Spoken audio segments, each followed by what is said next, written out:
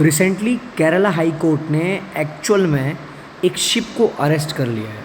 मैं सच बताऊं तो शिप के साथ साथ उसके स्टाफ को भी, उसके कोर मेंबर्स को भी। एंड ये शिप है एमएससी कंपनी का।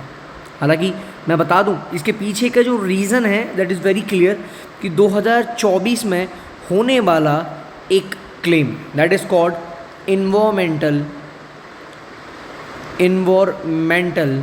Damage by the particular company ship, and right now the ship has been arrested by Kerala High Court and they are demanding to recover that particular the damage for the 9,531 crore. It's a big deal. So दोस्तों नमस्कार, मैं Mohit Sharma LK academy से आपका अपना प्यारा teacher. And आज हम बात करने जा रहे हैं डिफेंस के लेवल पे बेसिकली किस तरीके से हमें देख सकते हैं कि बेसिकली अगर मैं बात करूँ मर्चेंट नेवी का बहुत बड़ा रोल है एंड क्यों ये हो रहा है, किस लिए ये हो रहा है, कौन सी कंट्री के साथ ये हुआ है, सारी डिटेल्स को जानेंगे। बट उससे पहले हम आते हैं अपने एक बहुत इंपॉर्टेंट इन्फॉर्मेशन पर, जहां हम बात करेंगे अगर आप हमारी एकेडमी का कोई भी कोर्स परचेज़ करना चाहते हो तो आप अप्लाई कर सकते हो। Basically for that even you can scan this QR and you can use my code to enroll in to the particular courses. चलिए लेट्स स्टार्ट द वीडियो। दोस्तों यहाँ एक कंट्री है जिसका नाम है, ठीक है, लिब्रेरियन। बेसिकली जो कंट्री है उसका नाम है लिब्रेरियन। तो लिब्रेरियन कंट्री का एक शिप है जिस शिप का नाम है अकीटेटा 2, ठीक है। नाउ दिस शिप एक्चुअली अकीटेटा 2 जो शिप है ये प्रॉपर तरीके से हमारे, ठीक है, विजिंजाम पोर्ट पे केरला हाई कोर्ट के द्वारा अरेस्ट कर लिया गया है। Why it is so?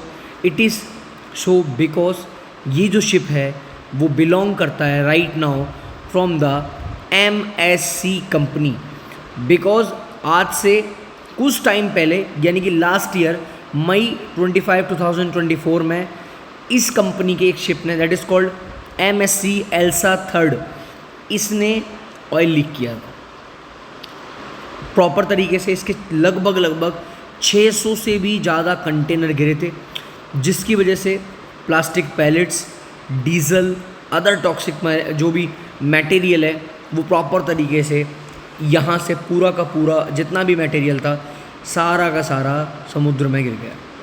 Now बहुत नुकसान हुआ, इन्वायरमेंटल नुकसान हुआ, शिप के थ्रू हमारे जो भी फिशिंग कम्युनिटी थी उनको नुकसान हुआ, पूरा का पूरा केरला का मरीन इकोसिस्टम डैमेज हो गया, कोस्टल इकोनॉमी पर उसका नुकसान देखने को मिला। और सबसे बड़ी बात केरला गवर्नमेंट ने, केरला की हाई कोर्ट ने इस टाइम पर डिमांड करी है फॉर दैट कंटेनर कि अभी लिब्रेरियन जो कंट्री है उससे क्लेम करे 9,531 crore as a compensation claim. अभी लिब्रेरियन कंट्री क्या बोल रही है? बेसिकली जो लिब्रेरियन कंट्री है इसमें जो अकीटेटा, एक्चुअली ये जो शिपिंग कंपनी है, ये जो जिस अकीटेटा जो शिप है, ये शिप क्या बोल रहा है कि सर हमारी थोड़ी ना गलती है, ये तो गलती जो है वो MSC एल्सा 3 की है। तो बोलते तुमको लीज पे लिया गया है by the particular company, and इस टाइम पे जो तुम्हारी, भले ही तुम ऑनर हो बट तुम्हारी जो रियल ऑनरशिप है वो MSC कंपनी के पास है। एंड अनटिल एंड अनलेस, जब तक तुम ये अमाउंट पे नहीं करोगे हम तुम्हें नहीं छोड़ेंगे, ऐसी बात यहाँ पर बोली गई है।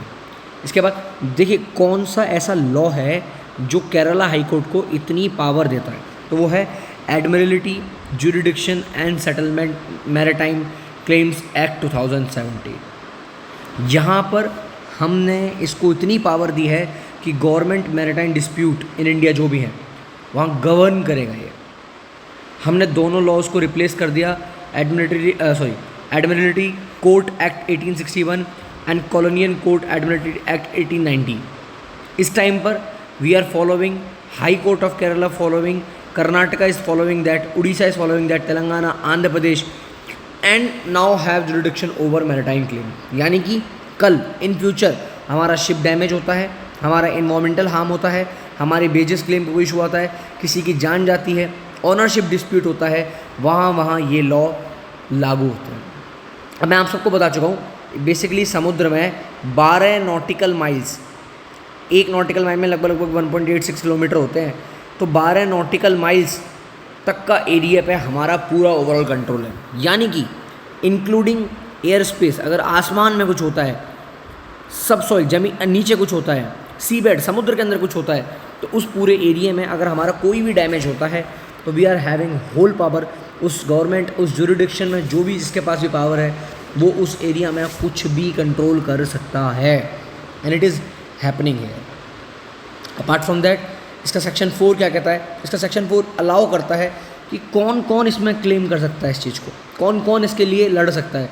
तो अगर कोई कल को, है ना, तो अगर कोई कल को NGO आता है, उसके अलावा अगर मैं NGO की बात करूं, एंड कोई ह्यूमन होता है वो अगर मान लो क्लेम करता है, या गवर्नमेंट खुद अपना इन्वॉल्वमेंट दिखाती है कि भाई इस कंपनी की वजह से हमारे इन्वायरमेंट को नुकसान हुआ है, तो वहाँ पर ये एक्ट लागू हो सकता है।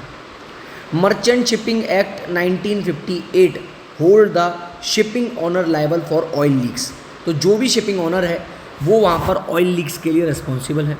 इन्वायरमेंटल प्रोटेक्शन एक्ट 1986 के तहत यहाँ पर इनेबल्स एक्शन गवर्नमेंट, मतलब अगर इन्वायरमेंट को पॉल्यूट कर रहे हो तो यहाँ पर पूरा है।